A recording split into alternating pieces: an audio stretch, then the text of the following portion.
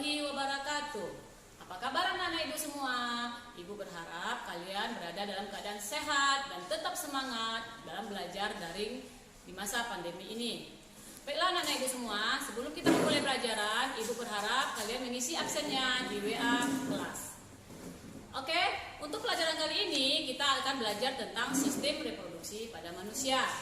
Adapun tujuan pembelajarannya adalah yang pertama, mengidentifikasi organ-organ penyusun sistem reproduksi pada laki-laki dan perempuan beserta fungsinya. Yang kedua, mengumpulkan informasi tahap pembentukan sel sperma dan sel telur. Yang ketiga, mengidentifikasi tahap-tahapan menstruasi. Yang keempat, menjelaskan fertilisasi dan perkembangan embrio. Serta yang terakhir, mengumpulkan informasi tentang kelainan dan penyakit pada alat reproduksi. Oke anak-anak, sekarang kita lanjut kepada sistem reproduksi pada pria. Sebelum ibu memulainya, ibu mau bertanya dulu, pernahkah kalian mendengar kata-kata reproduksi? Ya, pasti kalian sudah sering mendengarnya. Reproduksi berasal dari dua kata, yaitu re dan produksi. Apakah artinya? Re berarti kembali dan reproduksi, produksi berarti menghasilkan. Jadi reproduksi berarti menghasilkan kembali atau dalam istilahnya berkembang biak. Nah, ibu mau bertanya dulu, apakah alat kelamin atau alat reproduksi yang kalian ketahui pada manusia? Nah, benar. Alat reproduksi pada manusia juga terbagi dua, yaitu pada jenis kelamin laki-laki berupa penis dan untuk jenis kelamin perempuan berupa vagina. Sekarang kita akan mempelajarinya satu persatu. Kita mulai dari pria terlebih dahulu. Untuk pria, secara garis besar yang kita ketahui alat reproduksinya testis dan penis saja. Itu hanyalah berupa bagian terluar dari organ pada pria tersebut.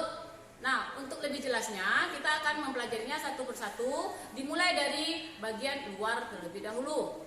Untuk bagian luar terdiri dari dua macam, yaitu penis yang berfungsi untuk menyalurkan sperma dan urin.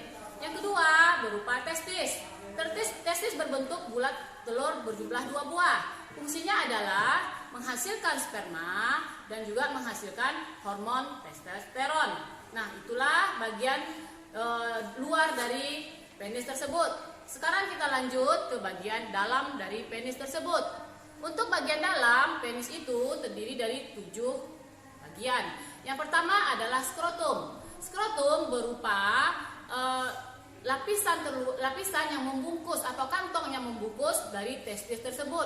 Fungsinya adalah untuk menjaga suhu testis agar bisa menghasilkan sperma.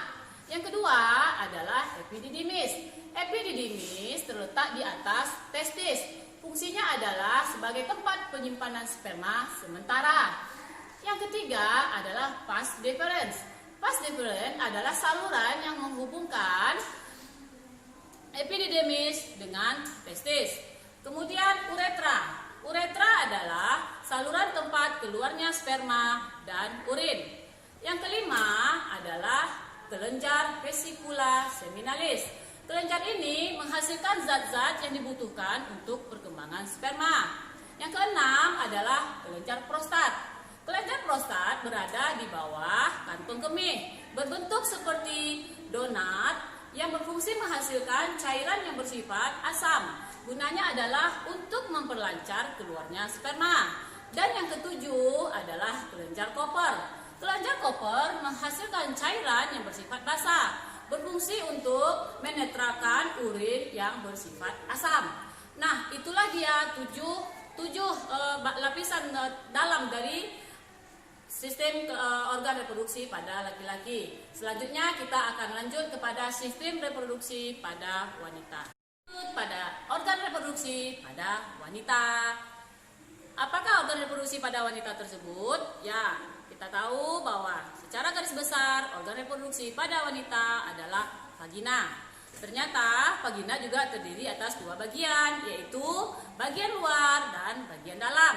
Untuk bagian luar terdiri atas vulva dan labium. Vulva adalah celah bagian luar dari vagina tersebut. Sementara labium adalah bibir kiri dan kanan daripada vagina. Selanjutnya, bagian dalam vagina. Terdiri atas 7 bagian juga. Yang pertama adalah ovarium. Ovarium berada di kiri dan kanan. Terdiri atas 2 bagian, kiri dan kanan, menghasilkan setelur. Kemudian selanjutnya adalah tuba Fallopi.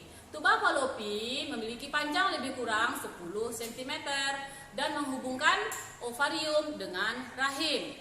Kemudian selanjutnya adalah infundibulum, berbentuk corong, terletak di ujung tuba Fallopi. Selanjutnya yang keempat adalah rahim. Rahim merupakan tempat perkembangan dari embrio dan janin. Yang kelima adalah endometrium. Endometrium berada dalam rahim yang merupakan lapisan yang membatasi rongga rahim dan meluruh saat terjadi menstruasi. Yang keenam adalah serviks. Serviks merupakan mulut atau leher rahim. Yang ketujuh adalah vagina. Vagina berfungsi untuk mengalirkan darah dan menstruasi dan tempat keluarnya bayi. Dan yang kedelapan adalah fimrae.